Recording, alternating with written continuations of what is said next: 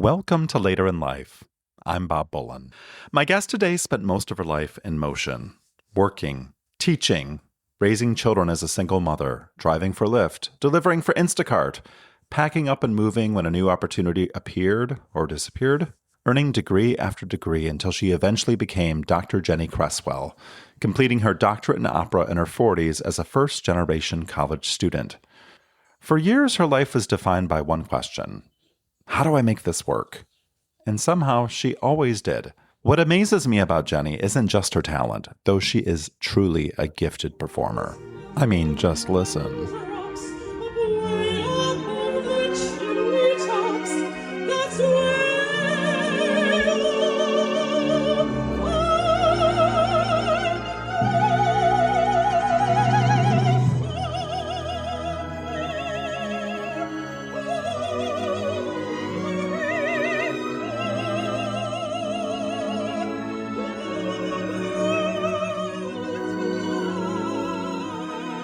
It's her willingness to leap before she has all the answers, to trust herself, to figure out on the fly, to keep moving forward even when the path ahead isn't entirely clear.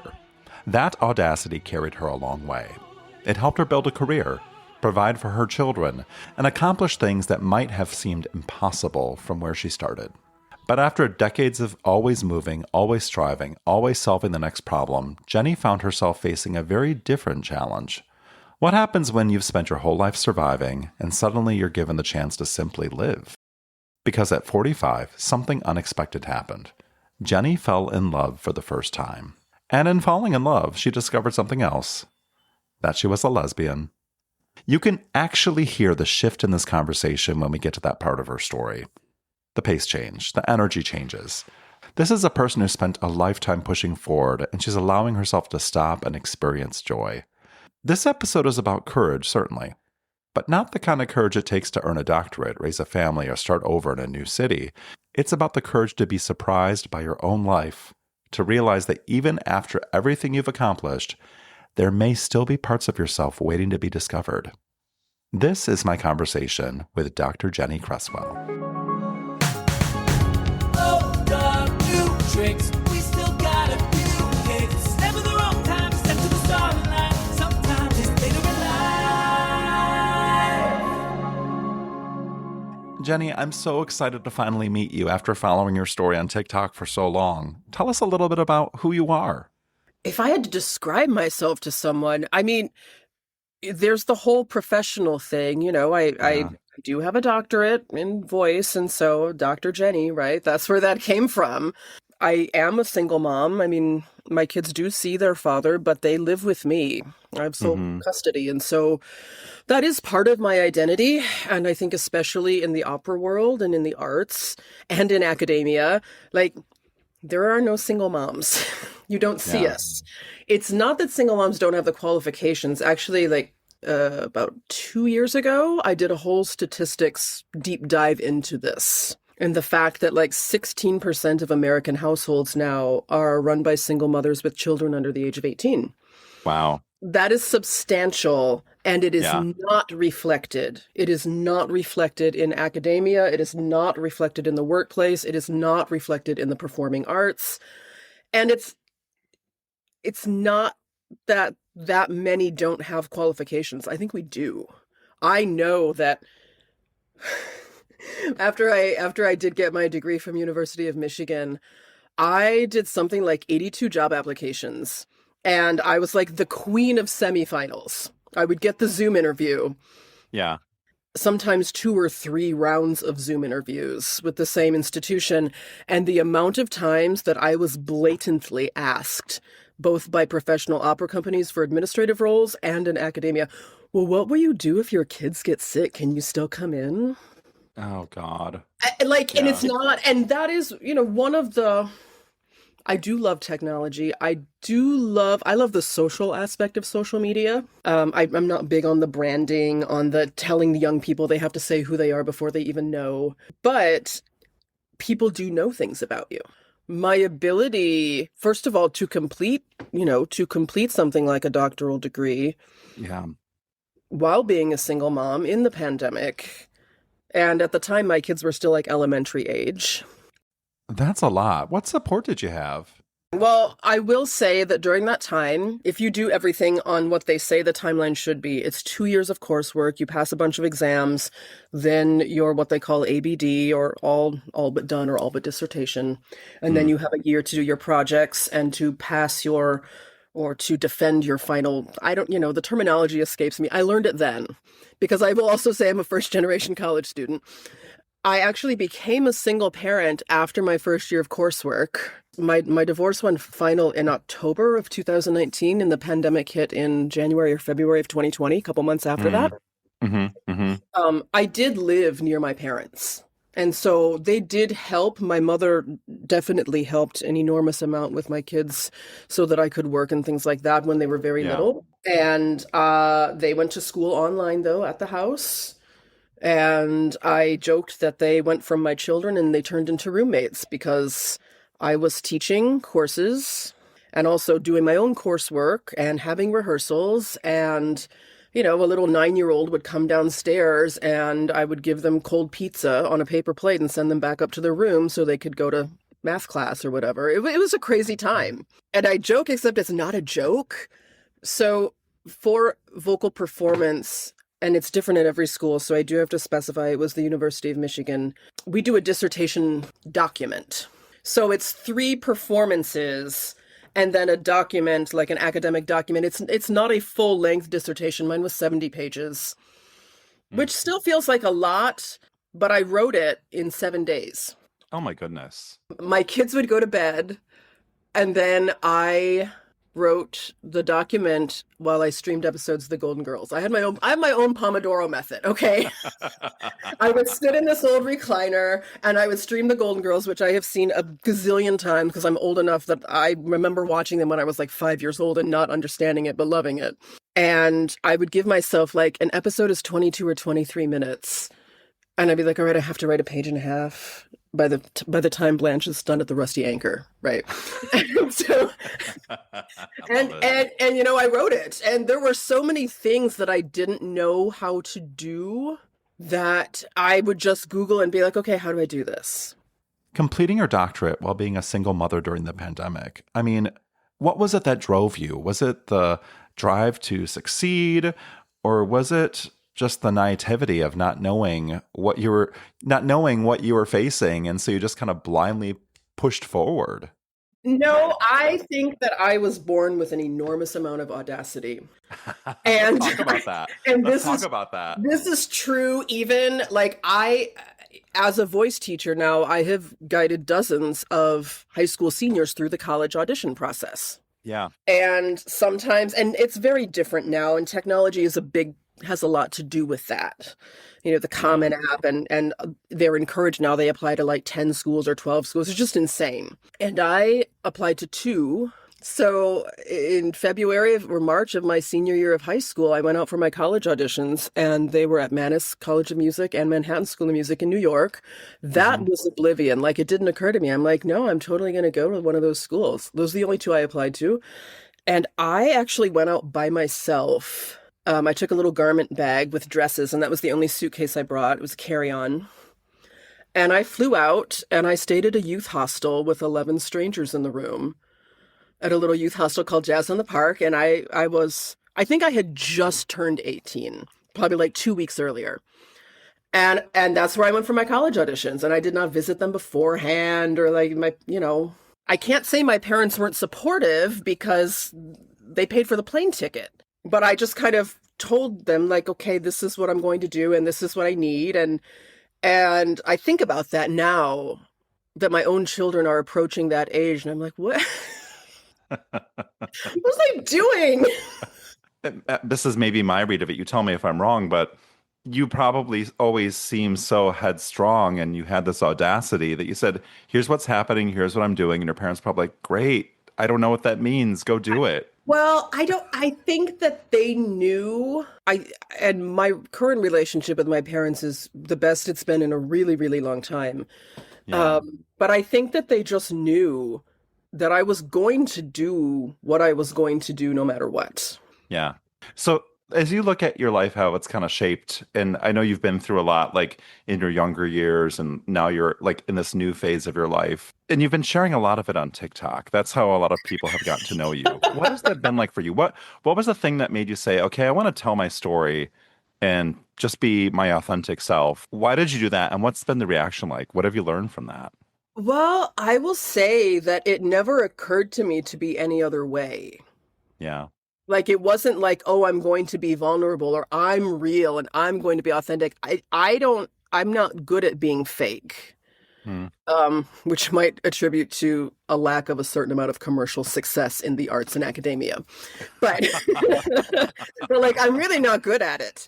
Yeah. I Yeah. remember, so I was at the Interlochen Arts Academy for 1 year on a guest contract, on a teaching contract. And after that, I was kind of like, again, I would make it to like the second to last round or the final round of interviews and nothing panned out. Or I would get an offer to go work at a university or college, but the amount of money that they were offering really wasn't even enough for a single person to have a 1 bedroom, let alone, just housing. Like, how would I possibly pay the bills knowing that they want you business hours, nights, and weekends? Yeah. So we moved to Detroit, which was an adventure. And that's when I joined TikTok. So for me, it was about money initially as a voice teacher. I was like, okay, here's what I'm going to do. And I created the Go Practice app. I was like, I'm going to create an app for singing, just like a yoga app, except for singing technique. And it was moderately successful considering there was, only me doing everything and my budget was zero. Because I think a lot of your story that you've shared on TikTok is like how, and you talk about authenticity and how you're like incapable of being inauthentic or fake. A lot of that is like in the singing, like in the operatic world of like this two-facedness. I can't deal with it. I cannot.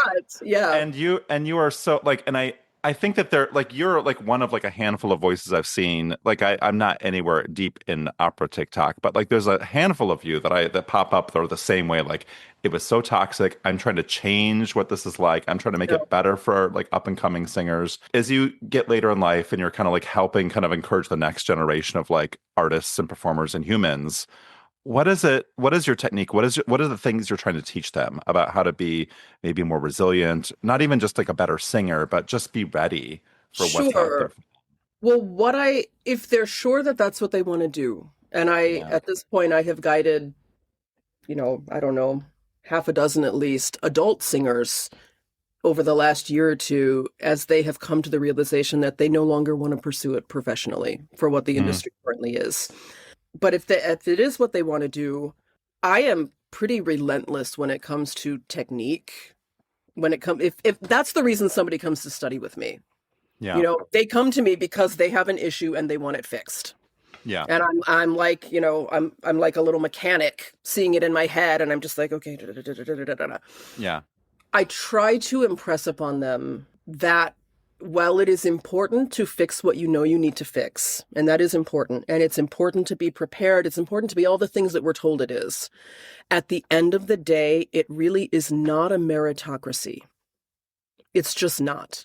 Because you will drive yourself crazy because something that you worked so hard on and you fixed because someone made a comment to you at a competition or something like that, whether it is the size of your voice or how it moves or your own, the body size comments that people are still making to young singers, you can fix it. But then you will see somebody that has all of those problems that you had times 10, but they'll end up being more commercially successful just because somebody liked them. There's like a certain bar, but once you pass that bar, it's really not a meritocracy. Someone just has to choose you. But while I am very specific technically on what they can fix to make it better, they should not tie their ability to their commercial success. And I think you're a real great example of that because you've talked about how you've always kind of like hit the threshold of like getting to a certain point, but someone or some group has always held you back. How have you redefined success for yourself as you've matured in your career? I mean, first of all, you have to be proud of what you do, and your best will change from day to day. Did you do your best that day? And I feel like that's a pretty easy thing to meet. It has meant the world to me when colleagues from productions that I've been in, from professional productions, have come back later and sought me out as a voice teacher because they appreciated what I did in the rehearsal room. Whether it was academic stuff or whether it was as a voice teacher, that has meant the world to me. I do kind of have a reputation that I think is not fair, or it is not deserved, that I don't like authority or I have a problem with authority. It could not be further from the truth. I love having someone to look up to, but I have been very often disappointed. I'll put it that way. And I think there's nothing wrong with that. I think a lot of people are questioning authority these days. It's true, but in the performing arts world, that is not generally. I bet. You know. I want to step back even further around from just your professional career. What does success look like for you, like as a person, especially over the past couple of years? Kindness. Yeah. Was I kind today? I mean, first and foremost, it's my children. Yeah. Did I show up for them in the best way that I could? Yeah. And I think as a parent, and I think most parents feel this way, like it's never enough. You're never really doing the right thing, but you keep trying. You know, ultimately, whether it is with music, whether it's with teaching, whether it was working for Instacart or Lyft or whatever capacity I show up in the world outside of my house, did I make someone's life better? Yeah. It's such a thing that people take for granted, right? That measuring stick of, we're so busy just trying to get through it sometimes that we sometimes forget that kindness can go a long way. What's something that you've learned like recently? Because I'm kind of... But I'm a lesbian? You want to go there? Well, happy Pride. So you have, I think recently in the past year, have met someone who has been a big part of your life and you're engaged. Talk about that. Talk about how you met this person. I'd love to talk about that. What was that like between that moment where you were identifying, I guess, as a straight woman at one point, and then you said there might be something else here? I think other people suspected that I might be queer before I ever did. I divorced my ex-husband about 7 years ago, something like that. I told my kids, they were little, and you know, they were scared, and I said, I'm not going to bring anybody around you, and I will never give you a stepfather, like, while you're still in school, like, I won't do that. And they, you know, they were totally happy with that. And I was busy, like, I had things to do. So I just kind of honed in and was raising my kids, and last summer, I met Jill, and she's a singer.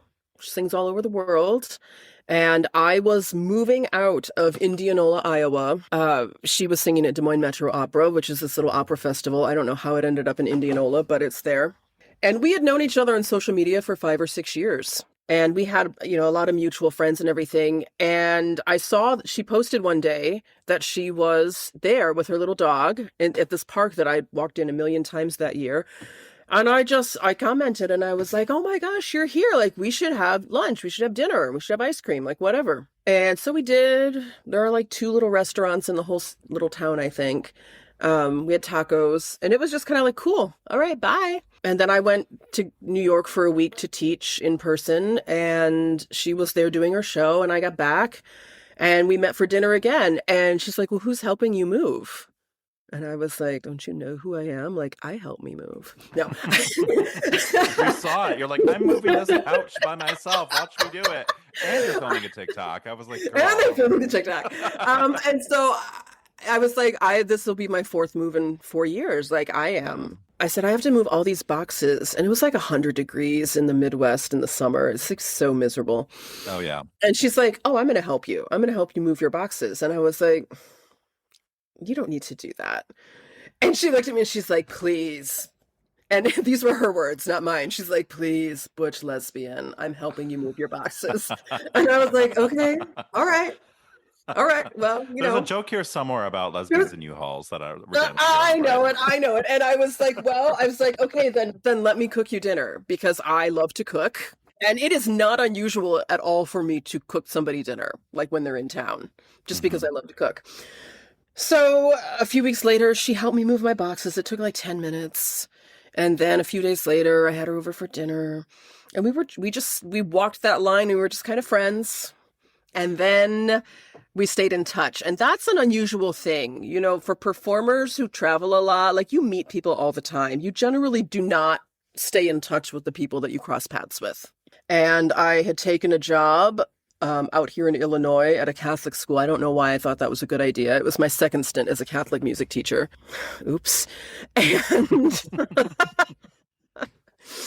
and I, one night, a few weeks after I got here, and we were just barely texting each other like once a day. I went to work for the first time and met all of my colleagues, and she sent me a text. She's like, "How did it go?" And I just called her, and I am one of those people, I will call you. Yeah. I will call you on the phone. I know it's not popular, but also I was driving. Yeah. And I was surprised that she answered, because people don't answer the phone either. And we talked just for like 10 or 15 minutes about basics. And I'm like, okay, well, I'm going to go inside now. And without thinking, she was like, okay, love, talk to you later. Right? That was my reaction as well. And there was like this like very brief but very awkward pause. Like, wait, did she mean something? Did she not mean something? I don't know. And so then, this is actually kind of funny. A couple nights later, I decided that I needed to tell her that I was attracted to her. Okay? And she saved the video. But we were supposed to be FaceTiming. She has a son as well. He is just a little bit older than my two kids. Okay. But she was out visiting him. And I had sent her a message earlier in the day. We were just texting briefly back and forth. And I was like, hey, can we FaceTime later tonight? And she's like, you want to FaceTime? I was like, is that weird? And she's like, no, it's not weird. And I was like, okay. And so we set a time, and then she's like, well, I'm going to go to the movies with my son. And I was like, okay, well, we can do it after that. And then she texted me, she's like, girl, he wants to go out for ice cream. And I was like, okay. She's like, it's going to be way too late, because also different time zone. And Yeah. I was like, okay, all right. She's like, I'll talk to you tomorrow. And I was like, well, I'm going to send you something. And if you still want to talk to me tomorrow, then we can. And, you know, of course, I made sure I took a shower, and I was all like fresh and clean. And Oh, yes. of course, I like that. Like, that's going to make a difference. And The lighting was perfect. always like the best lighting. And I was like, I just need you to know, because it looks like we're going to be real friends, that I'm attracted to you. And we never have to talk about this again. But you should know, because, you know, I'm all about transparency. Good for you. And I knew that she watched it that night, but she didn't respond. Uh-huh. And then- You saw and the then- read? You saw the read? Yeah. thing? And then the Oh, next day God. I waited, and I didn't hear from her for like 4 or 5 hours after I got up. Oh, boy. And I sent her a text. I was like, hey, did I freak you out? And she's like, yes, but not in a bad way. I will call you when I'm on the road, because she had to drive somewhere. Yeah. Like road trip wise. And so then we Yeah. talked. And then, you know, from there things grew. Wow. And we went on our first date a couple months after that. Yeah. About 4 months after our first date, I proposed. And she said yes. That's amazing. But I mean, had to come out to my parents too, and they're very conservative. Yeah, and you mentioned that they were very. So talk to me about that. But first, before we go there, Yeah. did Jill tell you what her response was when she saw that video? Was she anticipating what it was going to be? She did. know She that. wasn't really sure. She wasn't Yeah. really sure. She thought maybe something was up with the fact that I wanted to FaceTime. Yeah. But that is also not a really unusual thing for people that are constantly traveling to do, right? Like, that's how you stay in Yeah. touch. You see each other's Yeah. face. You're like, hey. I think she was surprised at the bluntness, which is kind of a Yeah. track record for my whole life, right? Yeah. So Yeah. you're like, here I am. Here's Yeah. how I feel about you. Mhm. Is this? Yeah, pretty much. Yeah. And that comes from being. I think the thing I like about that story is that you came out. Sure, you're a late bloomer, but you fully knew who you were as a human being. You just didn't know who your sexuality was. So you had to Yeah. figure that out, but you also knew if I'm going to embody this, I have to embody it the way I know how, which is completely me. And I Which love is that. completely me, and I wouldn't. Yeah, I will say that over the years there have been women who have expressed feelings for me or come on to me or things like that, and I was always flattered but I wasn't into it. And I thought that that meant that I wasn't into women, when in truth, it's just that the people who were communicating with me were not the right person for me, you know? And you both have J's in your names. The We do. monograms are going to be so adorable. We both have J's. We both have kids. There's so much synchronicity going on. It's fantastic. Okay, so what was it like coming out to your parents? We had our first date, you know, in true lesbian fashion. It was a 3-day long first date. A few weeks later, I flew to Dallas for our second date, because that's where she was at the time, for her birthday. And it was right after that that I decided I needed to come out to my parents. I was never going to date anybody in secret. That's not me. If I was going to date her, then I respected her so much that I would never tell someone, and she's been out for decades, right? I would never be like, should we have to keep this a secret? I'm only 45. I know. There's no time for that, right? Knowing in years past that my mom might do better if she had a moment to sort of absorb it before we jumped into discussion, I went with the classic Facebook Messenger. And good for you. And I wrote her this very heartfelt Facebook message where I explained that I was telling her because, this is after the second date. I told her that I loved Jill very much and I thought it was serious, and that I was telling her because I knew that she wanted to see me happy. Oh, that's beautiful.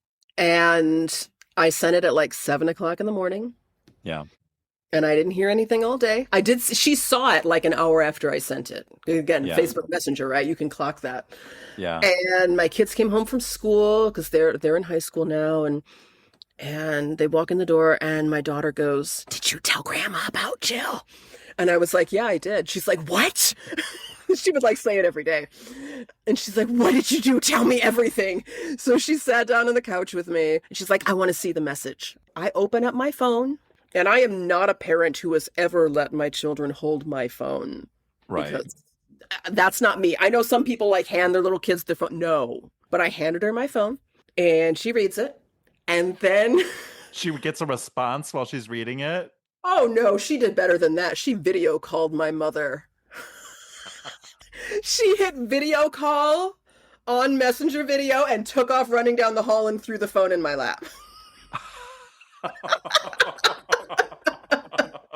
So then I spoke with both of my parents, you know. Yeah. It seemed from what you've shared publicly that it's so much better. Yeah, it was so much better than I thought it would be. And Jill came with the kids and I to Thanksgiving and to Christmas to my parents' house. So it's all good. Yeah. I will say two things. Number one, my mom's biggest concern was that she wanted to know if Jill was good to the kids. Oh, that's very sweet. Yeah, that was her first question. Yeah. And she is. I mean, my kids adore her, and especially my daughter is very close with her. That was question number one. And the other thing is that, you know, Jill is so charming. She is so likable and so charming. Everybody likes her. Yeah. So your parents knew Jill before you told them that you were with Jill? Oh, okay. They didn't, but when they met her, they didn't really have a choice. Like, my mom likes her very, very much and gets along with her so well, because I'm just like, but how do you not like Jill? And she does. And this is a unique situation because you also have 2 young kids. What was that like, telling them about your new relationship? Well, I have raised my children to be very inclusive, pointedly so.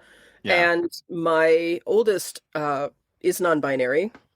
And, cool. And we have known that since they were, you know, about 6 or 7 years old. That's wonderful. Yeah. And so that was already a thing. And I told them before I went on my first date, I was like, guys, and I call everybody guys. It's a Midwestern thing. Yeah. And I'm like, guys, I'm going to go. It's like, guys is the gender neutral in the Midwest. Mm-hmm. Yeah. And I was like, I'm going to go on this date and it's with a woman. And they were like, great. It was a non-issue. Is this the first relationship where you've felt maybe true love of someone, Yes. partner. And Yes. what's that like, finding that connection? I didn't know that it was an option. I didn't know that this was what other people had or some other people have. Like, I just wasn't aware of that. Hmm. I mean, it's incredible. I'm glad I get Yeah. to experience it. How has it changed you? I wear colors. Yeah, you did wear a lot of black. I always know. I used to say my uniform was a black V-neck. I wore a black V-neck every day of my life. I called it my uniform. Um, and even my kids tease And me if you about it. can't see right now, because it's a podcast audio, she's wearing a lovely lavender pink Mhm. V-neck shirt. Yep. Yes, And my hair is also pink. Yep. that's right. Yeah, I wear a lot of color. I mean, I don't know. We're not supposed to say like, oh, when you're with another person, it's not supposed to change you, but it does. Like being loved changes you. Who says that? I don't know. I don't know. People who hate love. That's People hate who say love, that. and yeah, and I never Well, it hated doesn't have love. to change you in a bad way or make you become like subservient or something. It just makes you open to the possibility, and it changes your brain chemistry, I think, in a little bit too. Oh, 1,000%. And I Yeah. always loved love for other people. Hmm. You know, that wasn't the imprint that I had in my head, was that like, I'm not the kind of person that people love. Yeah. That's just not me. Like, I love that for you. That's over there. That's amazing you guys found each other. But I didn't know what it felt like. I'm not the kind of people that people love. Yeah, That's a really powerful thing to say, but it's not true. apparently not. Apparently Oh, not.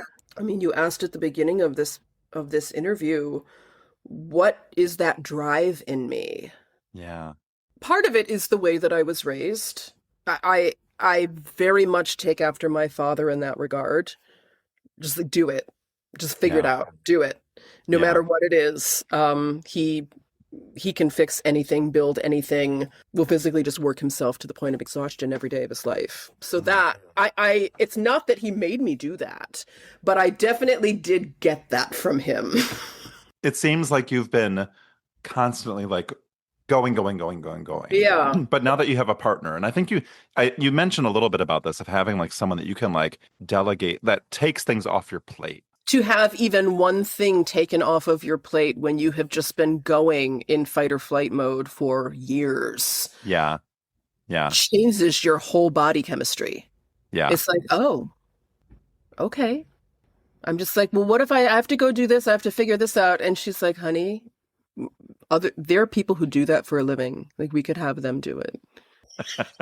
You're like, wait, what? No, I think it's Yeah.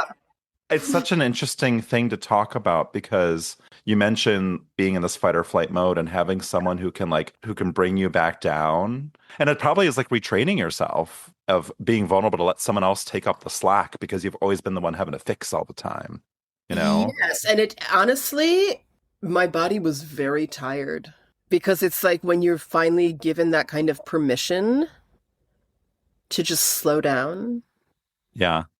like just slow down a little bit. Yeah. Yeah. I see videos of yourself like, I'm in a car with no air conditioning driving Instacar, and I've done 65 deliveries today, and then I have to teach, and then I have to go do my actual job, and then I also have to be a mom, by the way. And Yeah. like, it's just, Yeah. I'm so happy for you that you have a partner that bring you where you deserve, which is happiness. It Not that you is. didn't have that before, but like, No, but it's a different kind. It's just life-changing. A couple of years ago, Christmas Eve in Detroit of, let's see, 2023, you know, my kids and I were living in this house, the first floor of a house, and I sang 4 services that Christmas Eve. I always would sing on Christmas Eve and Easter, because that's when the churches are willing to pay singers more. yeah, Right? that's the gig time as a Right. singer, the Right. So holidays. I sang at 2 different churches. I was running back and forth from 4 p.m. to midnight. Yeah. And still, with all of that, I could only spend like $50 on each of my kids for Christmas. Wow. And they Yeah. were great about it. I mean, they were teenagers, and they knew how hard I was working. And I made like jokes out of it, right? Like I went to Five Below and like wrapped stuff up. And, it was what it was. And I knew that my Yeah. grandparents would get them plenty. And then I thought about this year, I didn't have to sing anywhere. And people think like, oh, big deal singing. But, when you're a mom, you're a single mom and you sing Christmas Eve and you get home at 1 or 2 o'clock in the morning from work in the snow. And then like that is your Christmas day is just like being zonked and exhausted. Mm-hmm. And this Christmas, a couple days before Christmas, there's my incredible fiance putting together a bicycle for my daughter in our bedroom so she doesn't see. Well, I have a few concluding questions for you. So, Absolutely. if someone were to say, not just coming out, but just something in general, if they say it's too late in life for me, what is some advice you give them? We live a lot longer now. So You got to use up that time. I mean, maybe. no, but seriously, we always look at the differences. Like I talked about the Golden Girls earlier. Those women were in their late 40s and early 50s, and they were retired, living together in Miami. They, most of them didn't work anymore. And now you look at people in their late 40s and early 50s, and it's like go, go, go, go, go, go, go. Like you're just getting started. And part of that, is true. You have a long time. At the same time, life is too short to be like 85 years old and think, I wish I would have done that. No regrets. No regrets. Absolutely. So, if you were to give a title to the chapter of this phase of your life, what would that title be? It's about damn time. A Lizzo classic. That's right. A Lizzo classic. I love it. I said something in a TikTok earlier. I was out in California last week, getting to see Jill perform, and I was like, it's like all of the bad things. I got front loaded. My life got front loaded with bad things. And it feels it feels like the storm has blown through. Yeah. And everything bad that was going to happen happened. And look what is happening now. Are you and Jill going to sing at your wedding like a duet? No, I hope not. Like a flower duet or whatever? No. What vocal type is she? I'm curious. She is a dramatic mezzo. Ooh, and you're a dramatic soprano, right? Well, I'm not really a dramatic. I'm dramatic and I'm a soprano. I love that. All right, so any final thoughts? Audacity will get you a really long way. And that if you're ever too afraid to try anything, you need to think of all of the people who are not as smart as you and who are less talented, who are out there enjoying doing that very thing. So beautifully said. Jenny, it has been a distinct honor getting to speak with you. Thank you. Bye-bye. Take care. I hope you enjoyed my conversation with Dr. Jenny Cresswell. Later in Life is hosted, edited, and produced by me, Bob Bullen. The cover art's by Rachel Joyce, and our theme music is by Rocky Patera. I'd love to hear from you if you have a story about trying something new later in life. Reach out to me at thebroadwaybob@gmail.com. And if you like this episode, please consider giving it a review and a rating on Apple Podcasts. It helps people find a new show. Thank you. And remember, it's never too late.